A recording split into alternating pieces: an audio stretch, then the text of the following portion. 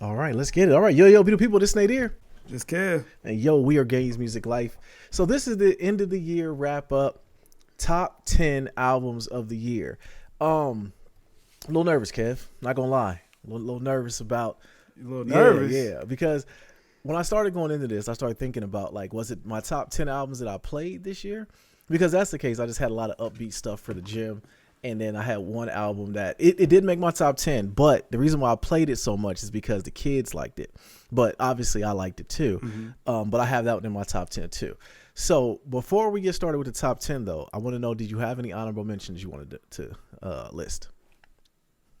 I do. It was slim pickings. Really? Man. It was slim pickings. Okay. But yeah, I had to throw a couple honorable mentions on there, man. First, I got to give shouts to my man IDK. Okay. With K Tronado with the Simple album. Okay. Really underrated album. Kind of flew under the radar, but I liked it. I enjoyed it very much. Didn't make my top 10, but I did enjoy it. Benny the Butcher with Tana Talk 4. Okay. I visited that album for a couple of months. I had to give it its respect. Not a top 10, but definitely deserved a mention. And then Quavo and Takeoff with Only Built for Infinity Links. Another album that I listened to sparsely, but I did enjoy. I thought it was good music. Okay. Now, I did have the Infinity Links on there. I got a little sad towards the end of the year, RIP, to Takeoff. I didn't really go back to it after he passed because I don't know, I felt sad. I didn't want to go back to it. The IDK one I had on my list for honorable mentions as well, but the only reason why I couldn't put it into the top 10 because it was just too short. You know what I mean? There's only like 18 minutes. Yeah. And so, some of which is where like some people get a lot off in that because I do have one in my top 10. That's a pretty short album too, but we'll get to that one. But my honorable mentions, I had Jeezy and Drama for Snowfall. That was like one of my go-to albums for the gym this year. Like it's just high energy.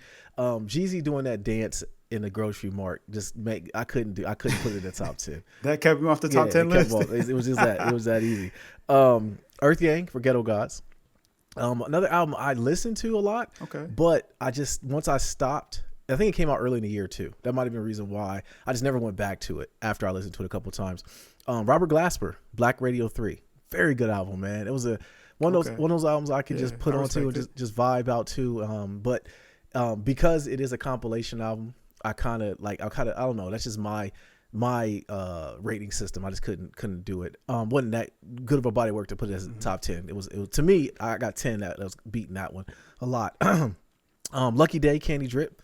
I'm an R&B head, man. The only thing that I would say kept it off top 10, it was just the second half of it wasn't as good as the first half, and then his album cover. I didn't want to put the album art up here with my band and honey all over his body and stuff. West Side Boogie, More Black Superheroes. I'm a Boogie fan. I man. knew that. I figured that was gonna be your top 10s. Yeah, I know that's your guy. It is. I like Boogie, but because I really had 10 really good albums this year, man. I couldn't put it in there. Pause. And then this one kind of hurt me a little bit, but I really went back and forth on it. Was JID, man, the Forever Story. I had it as honorable mention. Yeah, so I was on the fence on that one.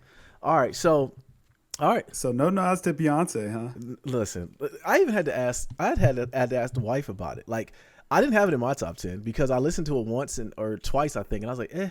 And then I asked the wife, like, yo, what did you think? Beehive Don't Kill Us. But she was like, it kind of came and went, babe. I said, okay, I'm not tripping then. So, it wasn't. No, that's the thing. It didn't. It's actually been a huge album. I'm just not a dance music fan. So I considered it, but I'm like, I didn't really listen to it like front to back very often. Yes. It was usually like I ended up hearing songs here and there.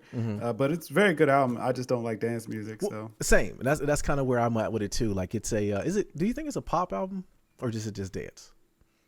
No, it's a dance album. It's a dance album. Okay, it's dance music. Well, I wasn't dancing to it. Yeah, I can't dance to it. So that's kind of where it came from for me. So honestly, Nevermind also didn't make it. Huh? I would have gave honorable mention just to Sticky, but I said so. Honestly, Nevermind didn't make it either. I take it. No. Yeah. Mm-hmm. You know how sticky it gets. Oh boy, let's see what you're on today. That and Jimmy Cooks, right? That was. Hey, listen, man. I honorably mentioned those two tracks, but yeah. Yeah, this just wasn't in my bag. Beehive Don't Kill Us. If it's in your top 10, for real, just put it in the comments and just tell us why. But I don't know. I think as a dude, I don't know if that really, because we're big hip hop fans and R&B fans too. But I just don't know if It's been a while since a female Listen, R&B act. there's no shame in not liking dance music. Like if you don't I'm not a big reggae person either. So Oh, it's I like never. not to say the music isn't good. I just don't enjoy the style of music. So I'm not trying to let this video go viral, but I'm here to say like reggae was highly overrated in my opinion. Just over the years, and that's just my opinion. Sharita loves it. I just never been a reggae fan, Fair man. enough. You know, I haven't. I really, like I Bob would never Marley, guess that. Yeah. and I like Burner Boy, but that's like Afro beats. So I don't know if that's reggae. That's not reggae. Whatever. Don't kill me. All right, man. So top 10. You go first. Number 10 for you. So number 10 for me was Jid with the Forever Story. I'm surprised you left that Okay. off your list, man. But that was an album I thought was really good.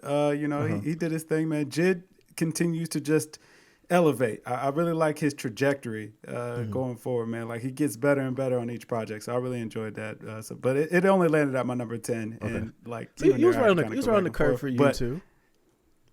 Yeah, he's right on the cusp. You know Yeah. what I mean? He just squeaked in. Yeah. All right, number 10 for Yeah. me was your guy, Steve Lacy, the Gemini Rights. Look, I wanted to put it higher because the music is very good, but he wore me out on certain songs, man. And I just I think that's what kept me from going back. I don't cuz like even with Channel Orange and Frank Ocean, I knew I just took that song off the album and it was a very good album to me. But with this one, there was a couple where I'm just like, all right, Steve Lacy, you're kind of wearing me out a little bit. man. But the music was very good. Cody Freestyle is what it is. Yes, it is what it is. But I had Steve Lacy, Gemini Rights. All right, so we'll go back and forth like we always do. 9, I had 38 Special and Harry Fraud, Beyond Belief. Yo, bars, beyond bars, beyond bars. Like I wasn't very hip to 38 Special. I got to be honest with you. When I heard KD talking about him, I was like, yeah. And I remember Benny the Butcher always talked about. He's like part of their crew, and I was like, let me get this guy a shot. And I like Harry Fraud. I like his story. But then I listened to the album, and I'm like, yo, it has some going backs on it, man. Like he had me almost go listen to Ransom's album, but I didn't want to anymore after hearing some of his songs. But 38 Special and Harry Fraud, Beyond Belief was 9 for me. All right, what was 9 for you? All right. Number 9 for me was Pusha T. It's Almost Dry, and I know that's going to be that's controversial. It's up high on the list, but man, there was a lot of projects that beat it out. I didn't think it was better than Push's last album, but I did think it was still very good, man. I mean, Push the guy, he always going to deliver, and so that album it definitely got its proper play. Really enjoyed it. Definitely made the top 10, just a little higher up on the list than what you might have expected. Gotcha. Okay, I can dig it. All right, what about 8? I'll let you go for 8. Number 8, man, I had a Earl Sweatshirt with Sick. Oh, Now this is another project I feel like going to squeak right below the radar for a lot. But man, this was that album that, because I think it came out like January of 2022, January, February. It came out early in the year.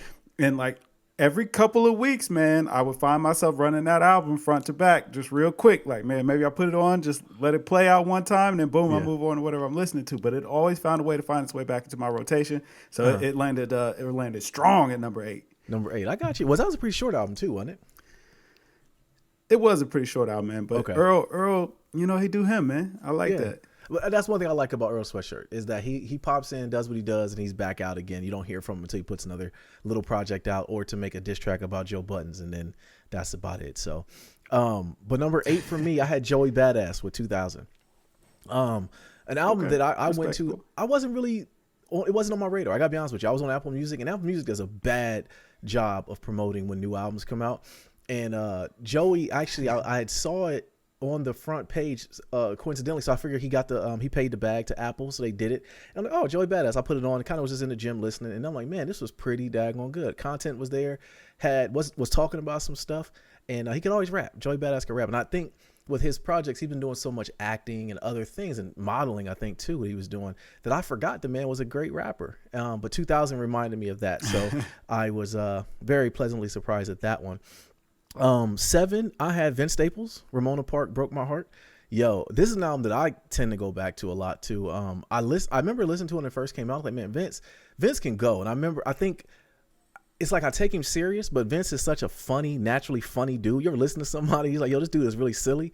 That I forget that he's such a great rapper. And once, kind of like Joey Badass, they do so many things very well, which kind of shows the the kind of many layers to the onion that is the act of who they are. But with Vince, it's he's so Cali, man. He's so just authentically himself. Like when I listen to his music, I believe what he's saying. So that's why I had a 7. What about 7 for you? Okay, man. Number 7, man, I had Freddie Gibbs with Soul Separately. Hey, man, listen, Gibbs always find a way to make the list. All right. Now, 7, I felt like it was a little bit high, but for the albums that made it in front of it, I just listened to him way more. And you know what I mean? Like, Gibbs was still doing his thing. I will say I do prefer Gibbs with Madlib or just Madlib. All his Madlib projects always go straight top 3. But Soul Separately, still immaculate. Maybe even give it a little Alchemist. I would have liked to hear a little bit more Alchemist too.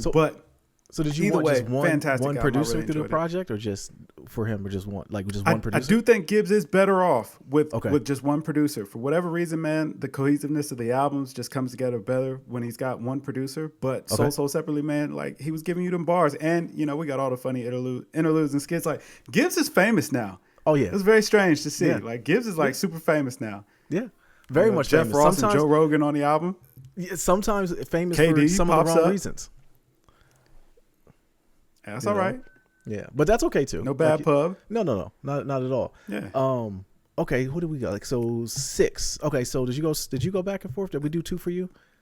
I can go 6. I can go 6, man. So 6, I had to go with Future. I never liked you. Woo.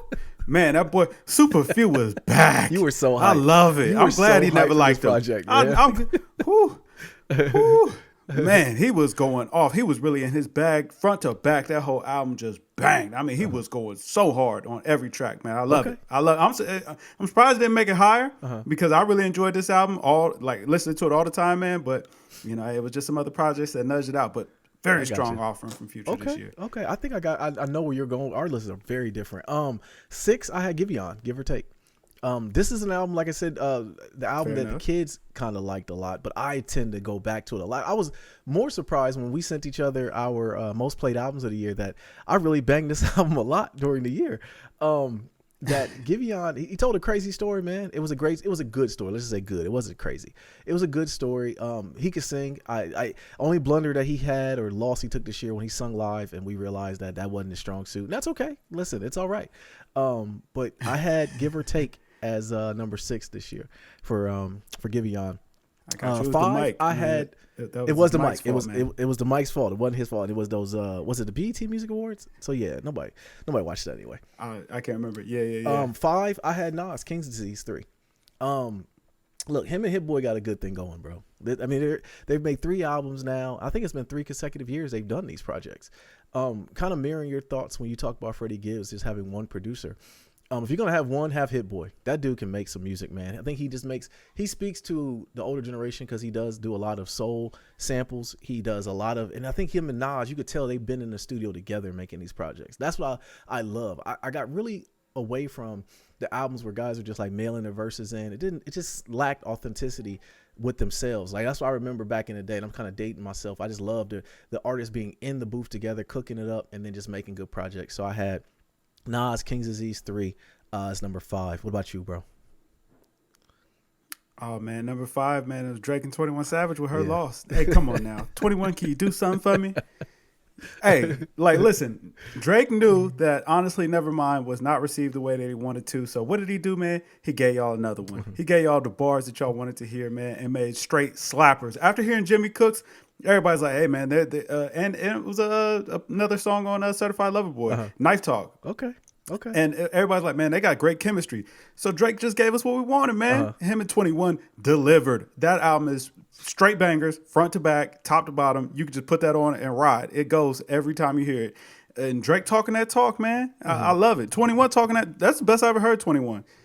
I knew this one was going to be on your list. It wasn't on mine. I knew it was going to be on yours. I didn't think it would be. No, I know, because we kind of talked. We went back and forth about this one, and I remember you saying that, oh man, this is they talking that talk, and Drake is in his bag. I'm like, yeah, it's not really my thing, but I respect it. It's respectable. I will say that it wasn't my thing. All right, Drake went crazy.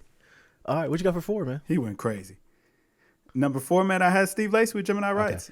Now that was a fantastic album. When you talk about an artist being able to just kind of pick and choose his pockets, with just absolutely insane melodies, man. And stylistically, he can just do whatever he wants.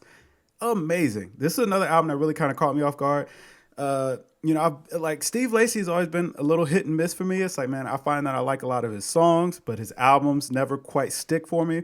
But he stuck the landing on this album, man. I hate that Bad Habit went the TikTok viral route, and that's what everybody knows him for. Listen to the full project. It is fantastic. I mean, hey, listen, whatever. But it is fantastic music, man. Reminds me a lot of Prince. I'm a huge Prince fan, so hey, listen, he won me over right away. I got you. I knew that one would be high on your list. It was one that which I listened to, and I remember you going back and forth on it. You were just raving about it, and I definitely give you respect on it. I definitely did, but I just had other albums I was listening to, so it wasn't no knock to it that it was bad. It was real good music. But I think it's a project a lot of people probably slept on. I didn't see a lot of people talking about it when it came out, but it was one of which that I really enjoyed as well. 4 for me, I had Freddie Gibbs, sold separately. Kind of mirroring Triple S. Yeah, kind of mirroring what you were saying about the skits and just I actually was 180 differently from you. I loved the different producers on the album. Like James Blake got to show his thing. Pause. He got got a lot of people jumped in there and had he did his thing. Let me see that.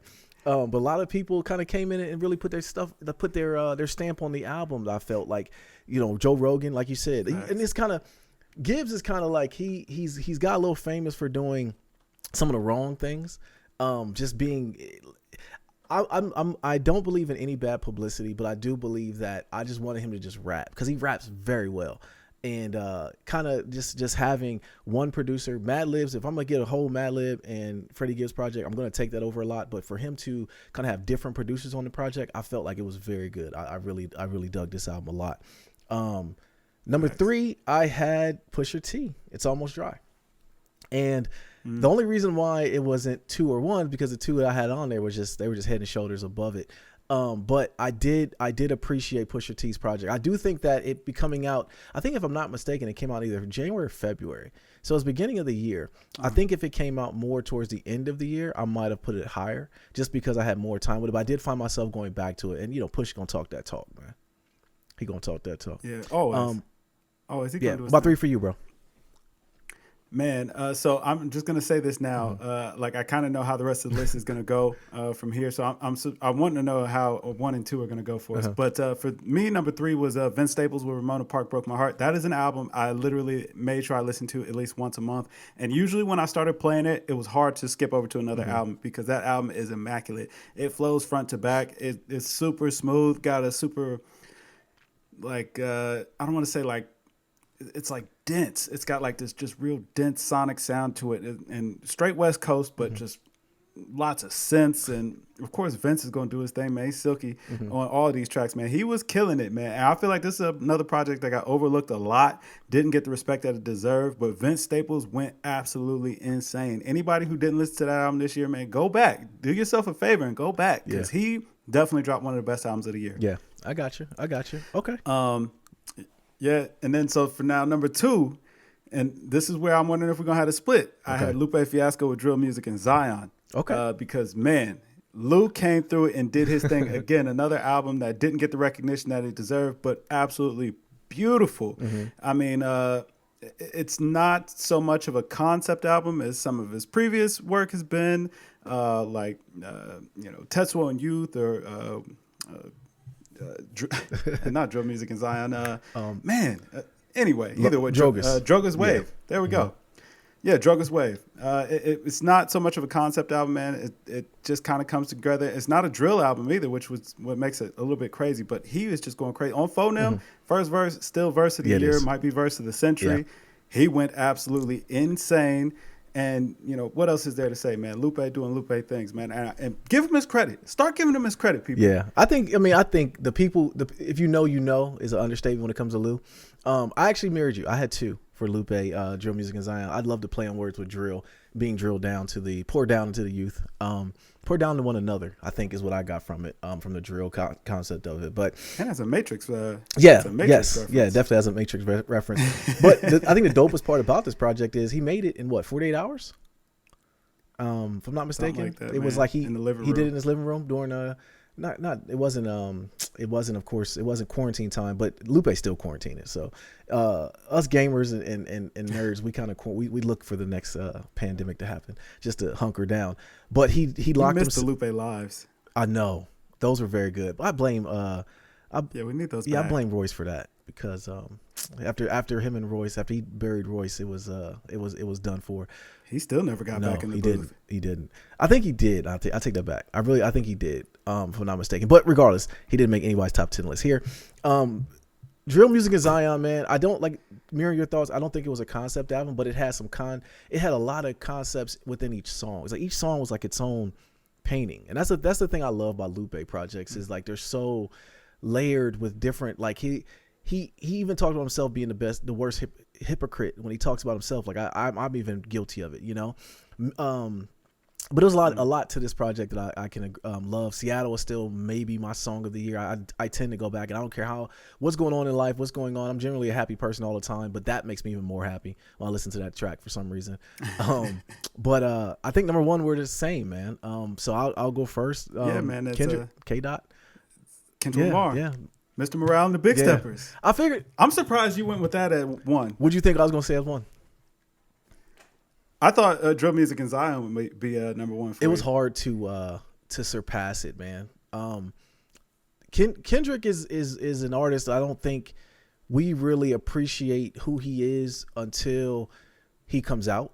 And then when he's gone, like when he's not making music or he's not putting a project out, he literally has no buildup. It's like you kind of know it's coming or you sense that it might be coming. And then it comes out and you're like, the world just stops. And it's like all they listen to is K-Dot. And I think that's where to me, it's like head and shoulders above a lot of his classmates. You know, like I like Drake. Don't get me wrong. I'm a Drake fan. I'm a J. Cole fan. But when Kendrick comes out, it's like his albums are just so much better than everybody's. And I try to think about why. Like I listen to it and the spatial audio, I don't know if that's been a new thing, but I just hear his ad libs. I'm like even the one song where it's like hard, it's like just little stuff like that where he's like rapping and you hear the ad libs and it has to go with the track very well. Which is why I had to put it in. Then he talked about a lot of deep things. He talked about a lot of stuff that was going on with him that we didn't even know. I mean, he's been pretty private. I'm not a social media person, so I didn't know him and his old lady was going through it like that. But he put it all out there, man. And he talked about his aunt, his uncles, I mean his whole family. And he reiterated that he did not get touched. He said that a couple times on that project. I'm okay. I didn't get touched. Yeah. Listen. What would you think, bro? It's big facts. Oh man, I felt like Mr. Morale. It was Kendrick taking the necessary step forward. Like in all of his music, man, you always expect a very deep message, like a good message, but usually it's just storytelling.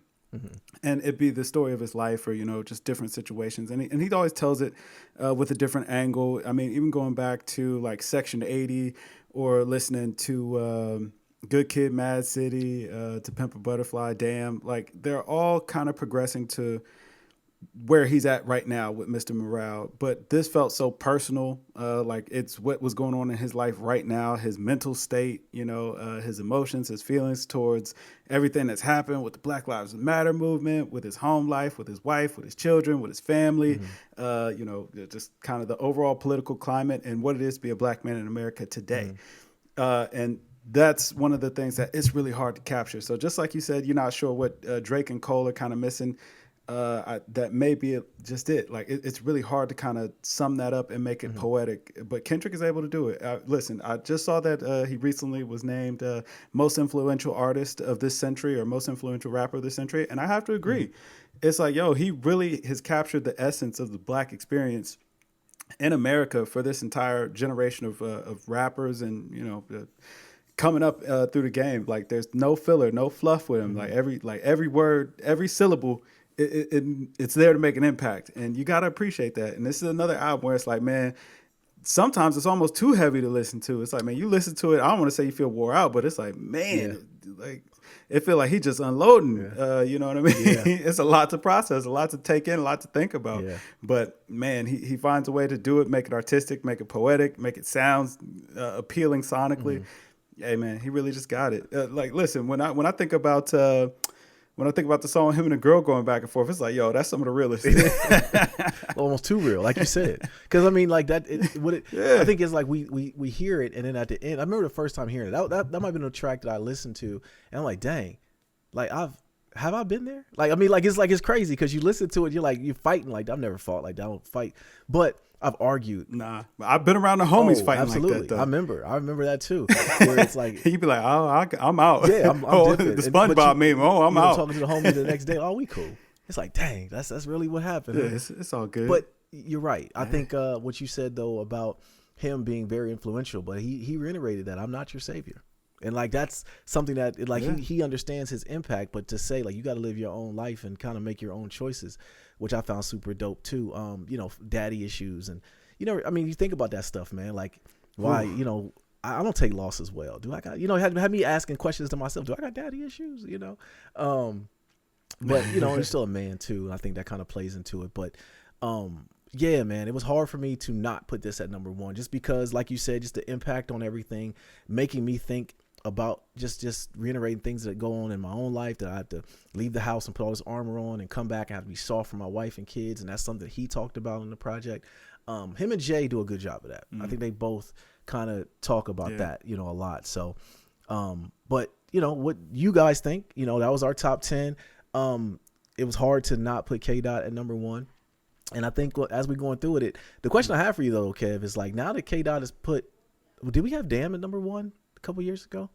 I can't remember. I don't think it was number one either, but his catalog is crazy right now.